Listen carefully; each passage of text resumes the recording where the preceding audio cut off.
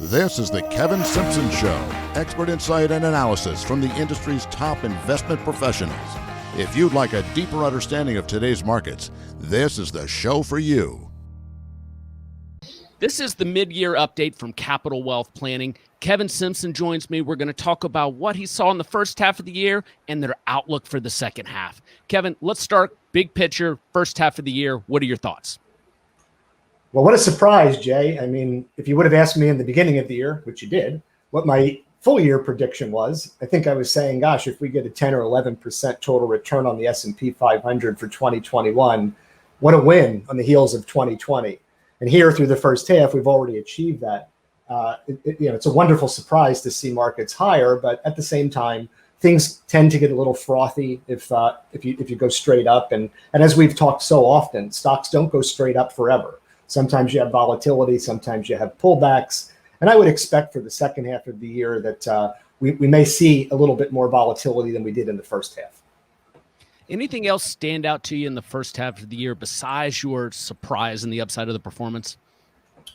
Well, I think the fact that we're reopening as quickly as we are is a positive. We're going to see corporate earnings come in here for the second quarter at levels that we've never seen before. I mean, it's highly likely that corporations are going to post numbers 60 to 70% higher year over year from last year. Now, granted, you're going from an economy that was completely shut down to one that's reopening with vigor, and that's a wonderful thing. But from the standpoint of can we keep up that pace of earnings growth into Q3, Q4, 2022 and beyond, of course we can't. But just because growth might be slowing doesn't mean that growth is going away. There's still going to be growth in the foreseeable future. And we're getting teased with that right now with corporate earnings. We know the numbers are going to blow it out of the water. What we're listening for is what are the projections moving forward? And so far, so good. All right. Before we move on to the second half of the year, as you look back on the first half, we've talked about what surprised you. What are your thoughts around the Fed's actions or lack of actions this year? Well, we have a dovish Fed, and they prove it each and every meeting and each and every day. And I think that's the right course of action. If you think about how much money we've put into this economy through stimulus and potentially through infrastructure, it's very, very important from the standpoint of thinking through how do we pay for it? How do we pay for all of this? And how do we service that debt?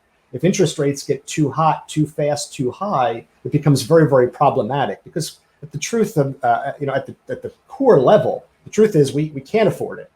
But if interest rates are close to zero, we can get through this. And I think the Fed's taken the right action. Now, the problem is you've got this higher growth rate in terms of the inflation level. We're seeing more inflation. Well, we're seeing more inflation because we're going from an economy that is shut down to one that's reopened. So inflation isn't a bad thing. Too much inflation, too hot for too long, that's problematic. High interest rates are problematic. But inflation shouldn't be as scary as maybe we're kind of overrating it.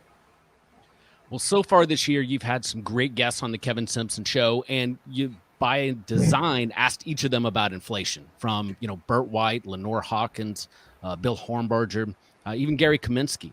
And they all had a different take, and it's just like the marketplace. But the most interesting one to me was Burt White, who said the first thing he pointed out was Google Trends and the fact that that was such a hot topic that has been researched. And you have to wonder what that means as we look forward to the rest of the year. So let's use that as the pivot. What do you see as we go through the second half of this year? I mean, we've had some really smart guests on. I mean, it's surprising that we can get that kind of brain power between you and I. I think the second half of the year is going to be a situation with heightened volatility. We're not going to have just another straight up surging bull market. The nice thing, the fun thing about that from the portfolio that we run is that the covered call component kicks in when volatility is higher.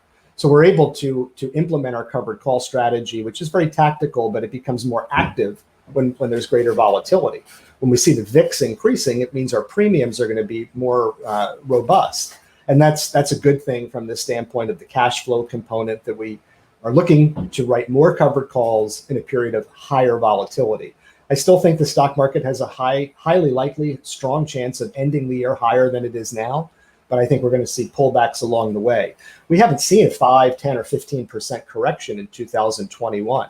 As we're filming this right now, we've seen some weakness in the market, but it's still not a 5, 10, or 15% drop. And those types of drops are healthy in a long, sustained cyclical bull market. So I would say that our theme, Jay, for the second half of the year at Capital Wealth Planning is that we are cautiously bullish.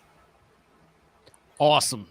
To learn more about Capital Wealth Planning, their SMAs and ETF, please visit capitalwealthplanning.com. That is capitalwealthplanning.com. Thanks, Kevin. Thanks, Jay.